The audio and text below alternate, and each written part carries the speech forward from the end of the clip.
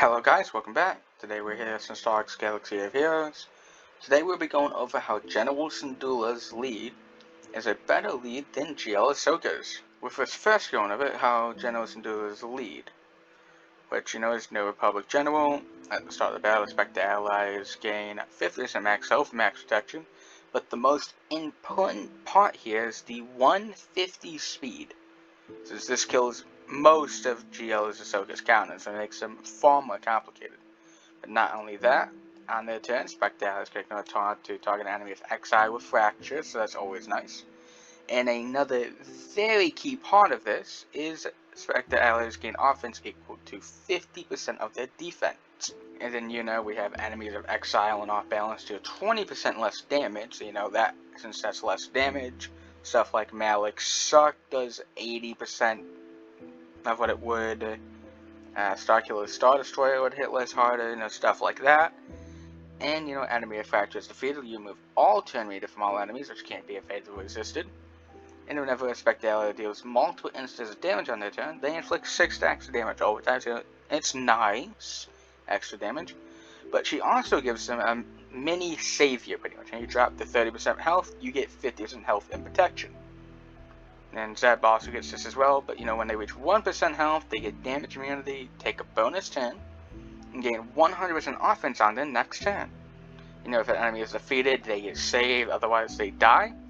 But this is good for Ezra as well, because Ezra likes to do his triple hit slip and slide, so he already does a bunch of damage with it already. His 100% offense is only going to make it hurt more.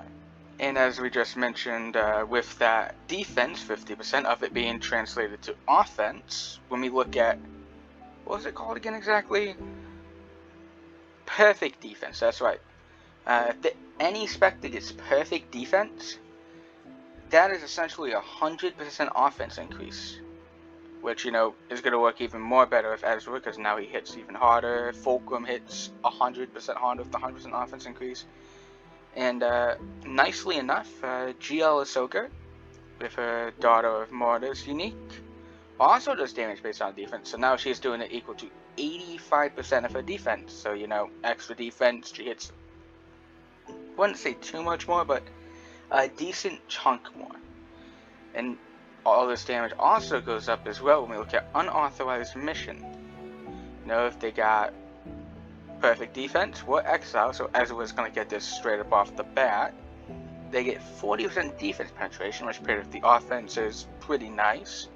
And they deal true damage if they have perfect defense. And another nice way of ramping offense is anytime a Spectre ally is taunted, which is GL Ahsoka is going to be taunting pretty consistently, they get 12.5% offense and they get even more defense. But you also maintain unique of whenever a buff is dispelled from an enemy, Spectre allies instead of gain 50% turn meter. Now normally you wouldn't see this occur until everyone dropped Exile on a GL Ahsoka team, because Exile prevents you from gaining positive effects until you drop it pretty much from other allies' turns. Which is why GL Ahsoka constantly takes turns as opposed to the others.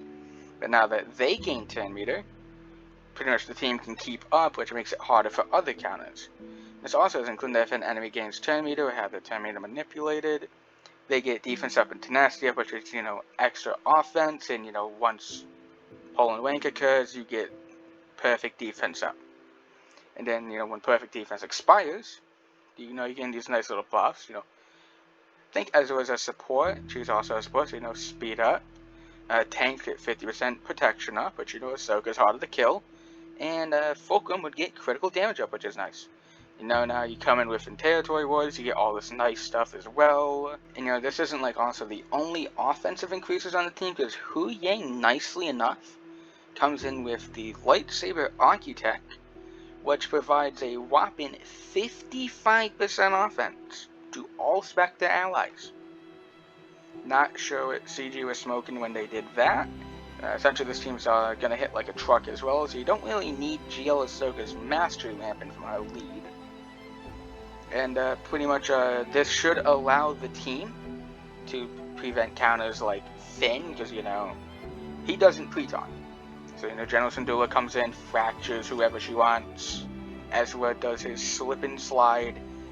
I think how much critical chance does he have again? Now he gets it from here, 20%. He gets extra critical chance from this, 20%, 50%. 50% with the extra 100% critical chance, not including mastery gains, which is also included in his Grand Arena Omnicron. So essentially, he's gonna crit you, he's gonna lock in a stun. If he's not gonna lock in a stun, he's probably just gonna delete the unit, which, you know, pretty much takes Finn out of the counter equation. And next up is Revan. Now, Revan can normally counter it with Cal, but with all the buff dispels that are going on, the team's gonna keep up with you. They're gonna get an immediate fracture. Ezra's gonna smack someone hard. And you know, Ahsoka Tano Fulcrum is also gonna smack someone hard too.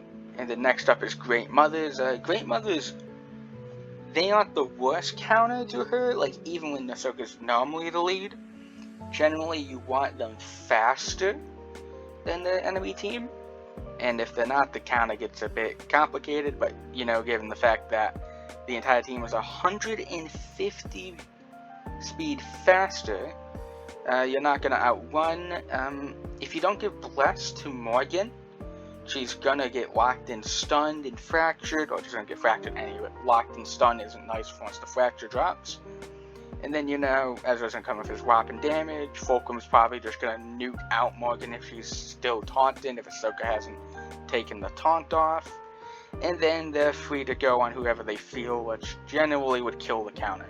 Now, next up is Bo-Katan, which, you know, is like a soft counter, where kind of a counter to her without Ezra. With Ezra, it's a lot harder. But essentially what would happen with this is, you know, General Syndulla comes in, fractures Paz.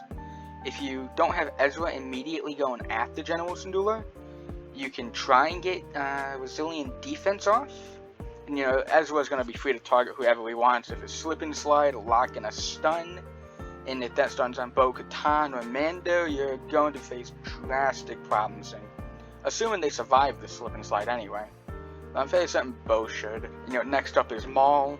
All that really happens here is, you know, General Syndulla comes in, fractures someone, they aren't assisting him. Ezra comes in, slip and slides on the next person, they aren't assisting him. And then Maul just loses out on a lot of damage after that point. And next up is Darth Bane, nicely enough, which, you know, also gets countered by this, because they hit very hard. He can't really kill anyone in his opening play with his bonus 10. Since they have extra 50% health and protection, they are all really quick and they can all just smash them down. And funny enough, when I looked at the data, GL Ahsoka lead on offense lost to a similar team to this on defense.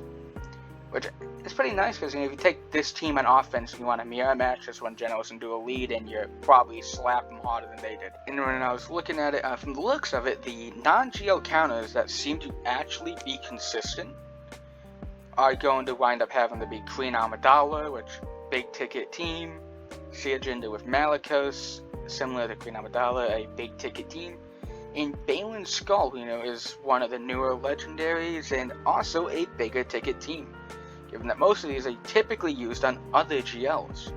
Not many people would want to send it here. Now, there is actually one team that I have seen, but it also only has one battle, and that is General Skywalker.